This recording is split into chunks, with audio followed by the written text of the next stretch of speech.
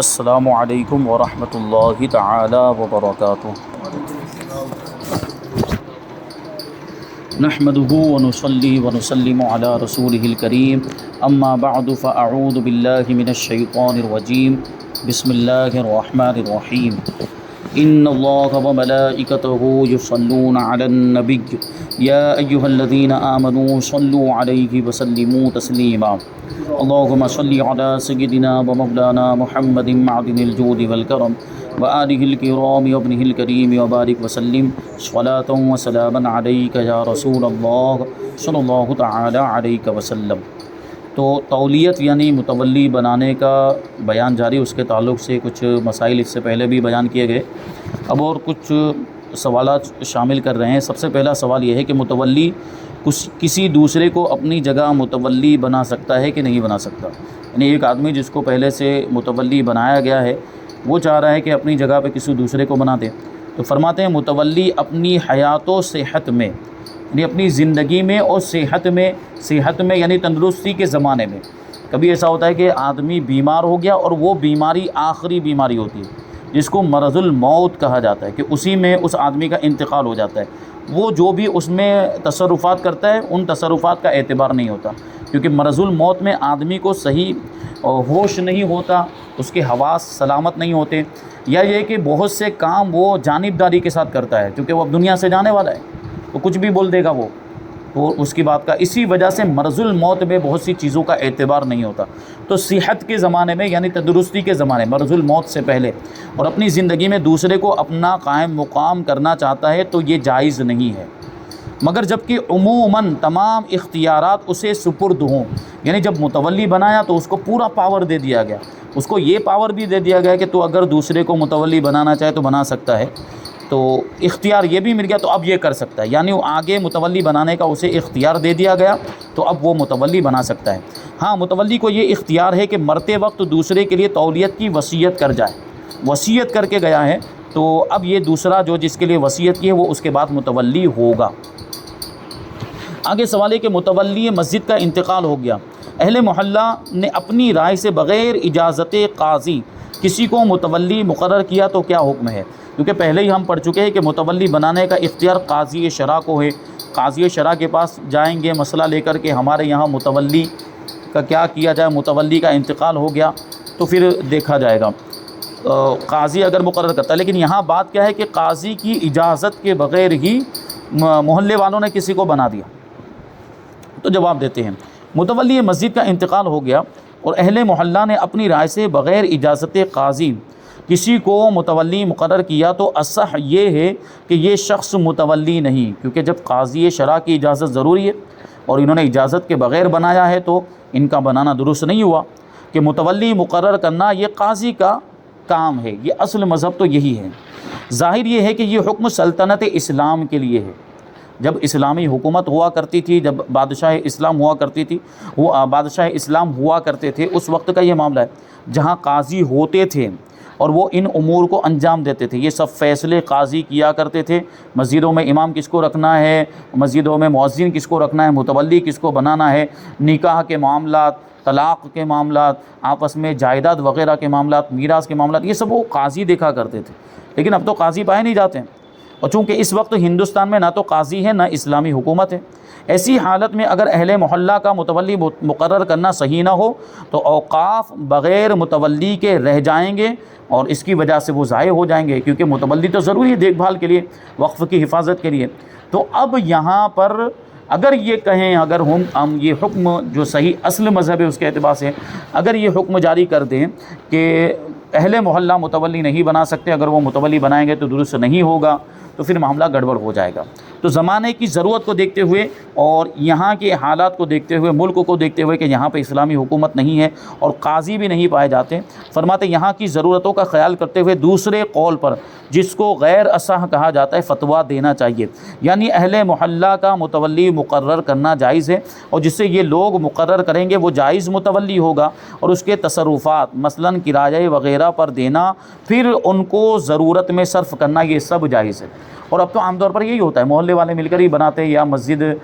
کے تعلق سے جو زیادہ ذمہ دار ہوتے ہیں جن کو جو ہے کہ اہمیت دی جاتی ہے وہی لوگ بناتے ہیں۔ تو اس میں بہتر یہ ہے کہ اہل محلہ میں سے جو نمازی عام طور پر جیسے مسجد کا متولی بنانا ہے تو جو نمازی ہیں نماز پڑھنے کے لیے عام طور پر آتے ہیں مسجد میں پانچوں وقت میں حاضر رہتے ہیں، ان میں سے ہی کسی کو متولی بنایا جائے، اور بنانے والے بھی ایسے ہی ہوں، یعنی متولی مقرر کرنے والے بھی نمازی باشرہ ہوں، کہ وہ سب دیکھ کر بنائیں گے نا۔ اگر وہ خود نمازی ہیں، باشرہ ہے، شریعت کے احکام جانتے ہیں، مسائل جانتے ہیں، تو وہ یہ ساری چیزیں دیکھیں گے کہ متولی کیسا ہونا چاہیے، اور کسی مناسب آدمی کو ہی وہ متولی بنائیں گے، تو ان کو یہ اختیار دیا جائے گا اہل محلہ میں سے۔ آگے کہ واقف نے متولی کے لیے حق تولیت جو کچھ مقرر کیا ہے اگر وہ کم ہے تو زیادہ کیا جا سکتا ہے، یعنی متولی وہی بات، متولی محنت کرتا ہے، اپنا وقت دے رہا ہے تو وہ اس کی اجرت لے سکتا ہے، وہ تنخواہ بھی لے سکتا ہے، اس کو حق تولیت یہاں پر کہا۔ تو واقف نے متولی کے لیے مقرر کیا تھا لیکن وہ کم پڑ رہا ہے اس کے لیے، تو کیا اضافہ کیا جا سکتا ہے؟ تو جواب، واقف نے متولی کے لیے حق تولیت جو کچھ مقرر کیا ہے اگر بلحاظ خدمت وہ کم مقدار ہے تو قاضی اجرت مثل تک اضافہ کر سکتا ہے، یعنی جتنا وہ کام کر رہا ہے اس کام کے اعتبار سے دیکھنے جائیں تو اتنی تنخواہ کم ہے، یعنی اتنا ہی کام اگر وہ کسی دوسری جگہ پر جا کر کرے، کسی دوسری ملازمت میں کرے تو وہاں اس سے زیادہ اس کو تنخواہ ملے گی، اس سے زیادہ اجرت ملے گی، تو قاضی اجرت مثل تک اضافہ کر سکتا ہے۔ کا مطلب کیا؟ وہی کہ اگر اتنا کام دوسری جگہ وہ کرے تو کتنی اجرت اس کو ملے گی، اتنی اجرت تک اس کو اضافہ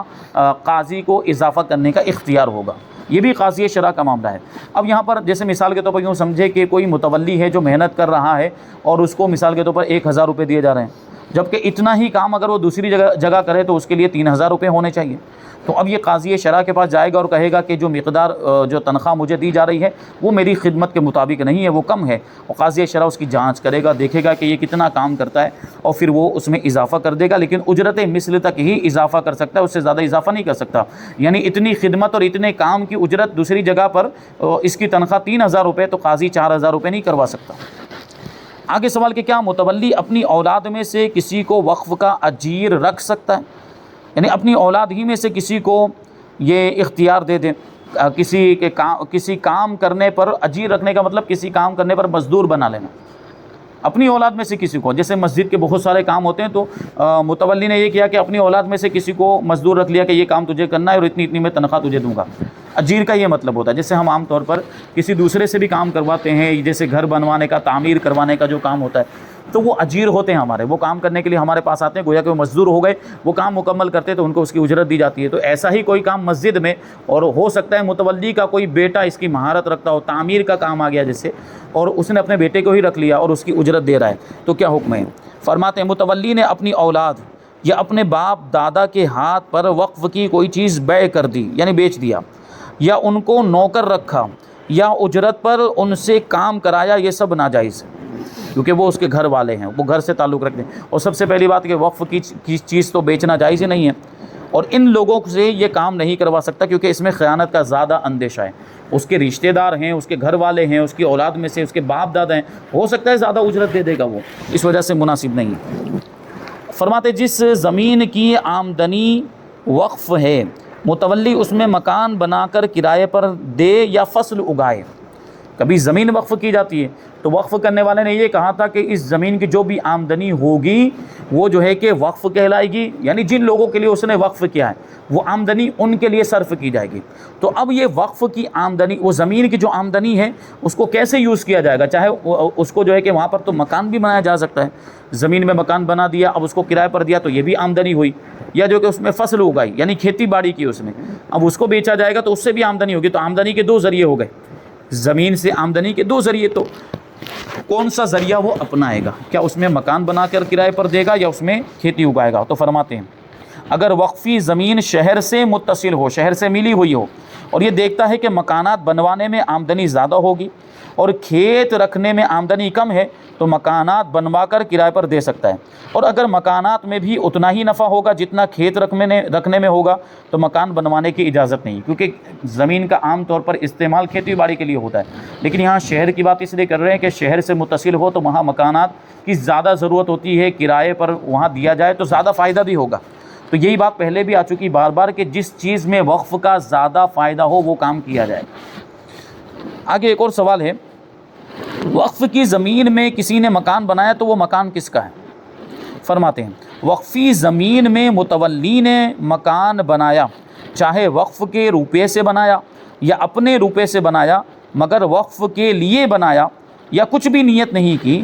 ان سب صورتوں میں وہ وقف کا مکان ہے، یعنی خود بخود وہ مکان وقف کا ہو جائے گا، اگرچہ اس نے اپنے روپے سے بنایا ہو یا وقف کے روپے سے بنایا یا کچھ بھی نیت نہیں کی، وہ خود بخود وہ مکان وقف کا ہو جائے گا۔ یہ ہم دیکھتے ہیں بہت ساری جگہوں پر ایسا ہوتا ہے کہ لوگ وقف کے مکانات میں رہتے ہیں، پھر اس میں اضافہ کرتے ہیں اپنی طرف سے اس میں بنا دیتے ہیں، کچھ نہ کچھ جو ہے کہ اضافہ کر دیا، جو ایک روم بنا لیا، وہ باتھ روم نہیں تھا، بیت الخلا نہیں تھا تو وہ اضافہ کر دیا، یہ خود بخود وقف کا ہو جاتا ہے۔ اور اگر یہ مطالبہ کریں توڑ کر ان کو ملبہ دے دیا جائے گا بعد میں، کیونکہ انہوں نے بغیر اجازت کے بنایا ان کو اختیار ہی نہیں تھا۔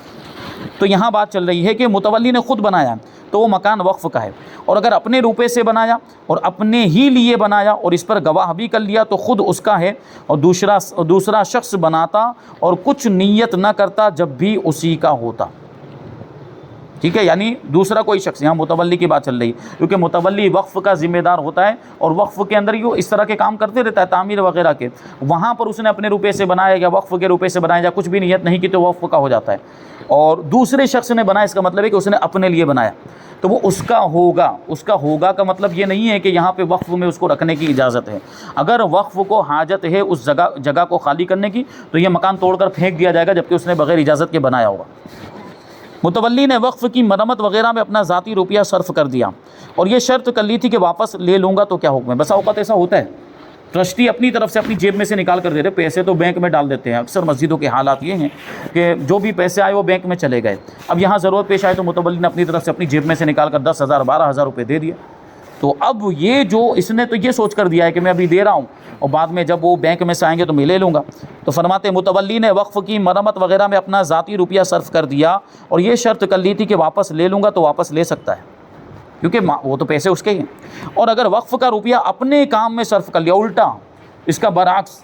کبھی ایسا بھی ہو سکتا ہے کہ چندہ ابھی جمعہ کا چندہ آیا، جیب میں رکھا ہوا تھا، باہر گئے بازار میں سبزی خریدنی تھی، وہ پیسہ نکال کر دے دیا، یعنی وقف کا پیسہ اپنے کام میں استعمال کر لیا، پھر اتنا ہی اپنے پاس سے وقف میں خرچ کر دیا تو اب تاوان سے بری ہو گیا، یعنی جہاں اس نے خرچ کیا اس پر تاوان لازم ہو گیا۔ مسجد کا پیسہ جیسے ابھی اگرچہ اس نے 50 روپے کی سبزی خریدی ہوگی لیکن 50 روپے اس کے اوپر لازم ہو گئے، کیونکہ اس کو اجازت نہیں تھی وہاں استعمال کرنے، کیونکہ وقف کا پیسہ تو وقف ہی میں استعمال ہو سکتا ہے، سبزی خریدنے کے لیے استعمال نہیں کر سکتے، تو وہ اس پر اس کا تاوان لازم ہو گیا۔ لیکن جیسے ہی اس نے دوسرے 50 روپے، کیونکہ تاوان بھی تو اتنا ہی لازم ہوا تھا، یہ 50 روپے رکھے گا تو وہ تاوان سے بری ہو جائے گا، مگر ایسا کرنا جائز نہیں ہے، کیونکہ اس نے غلط کام کیا نا، وقف کا پیسوں کا استعمال ہی جائز نہیں تھا، اگرچہ بعد میں رکھ دینے کی وجہ سے وہ تاوان اب اس کے ذمے نہیں رہا، لیکن ایسا نہیں کر سکتے۔ اور اگر وقف کے روپے اپنے روپیے میں ملا دیے تو کل کا تاوان دینا پڑے گا، ملا بھی نہیں سکتے، الگ رکھنا پڑے گا، وقف کے پیسوں کو الگ رکھنا پڑے گا، تو وقف کے جو بھی پیسے ہوں، روپے ہوں، حساب کتاب اس کا بالکل الگ رہنا چاہیے، اپنے پیسوں میں ملا بھی نہیں سکتا، اگر اپنے پیسوں میں ملا دیا تو پورے جو وقف کے جتنی رقم تھی وہ اس کو اپنی طرف سے دینی پڑے گی، اس کا پورے کا تاوان اس کو دینا پڑے گا۔ فرماتے ہیں متولی نے مزدوروں کے ساتھ مل کر کام کیا تو وہ اس کی اجرت لے سکتا ہے،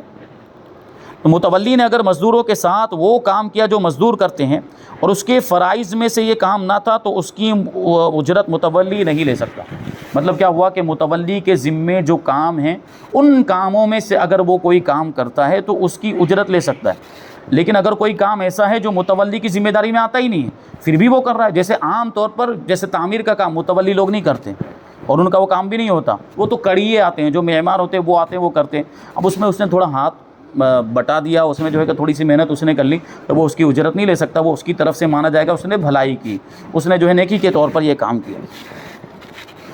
اب آگے فرماتے کہ متولی اگر اندھا بہرا گونگا ہو گیا تو کیا حکم ہے؟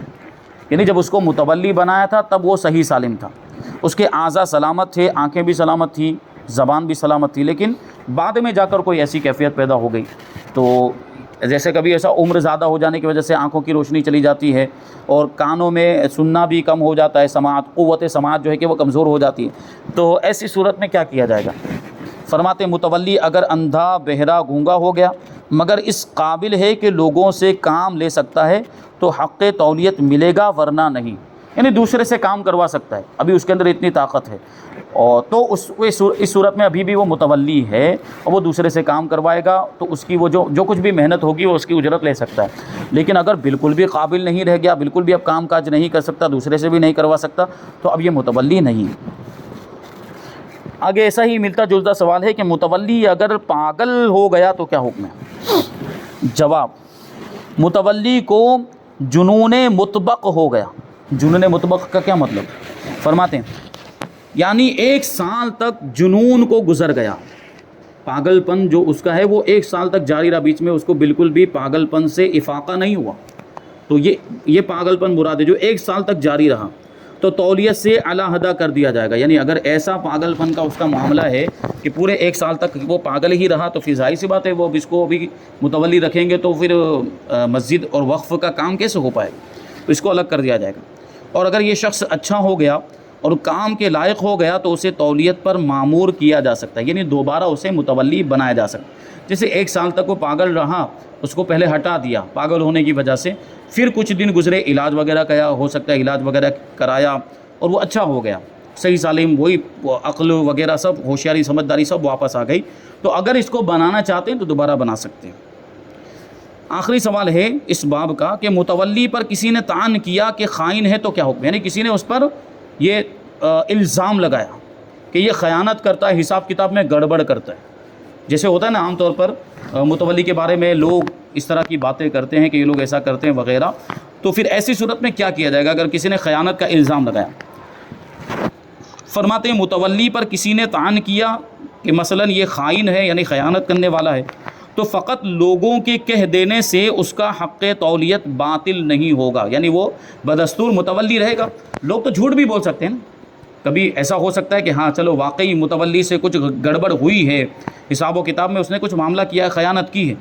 لیکن خالی لوگوں کا کہہ دینا کافی نہیں، ان کے پاس ثبوت بھی ہونا چاہیے، ان کے پاس یا تو گواہ ہیں یا کوئی دلیل ہے، تو صرف ان کے کہہ دینے سے اس کو متولی سے ہٹایا نہیں جائے گا اور نہ اسے تولیت سے جدا کیا جائے گا، بلکہ واقع میں خیانت ثابت ہو جائے تو پھر برطرف کیا جائے گا،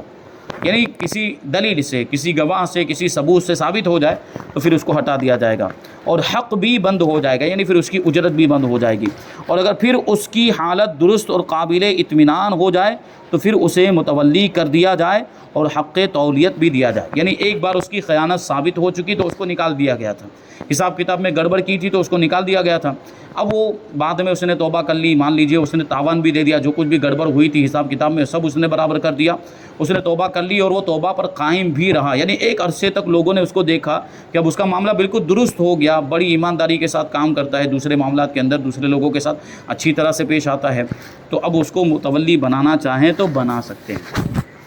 تو یہاں پر یہ تولیت کا بیان مکمل ہوا۔ اس کے بعد اب یہ جو بیان ہے کن لوگوں پر وقف درست ہے اور کن پر نہیں،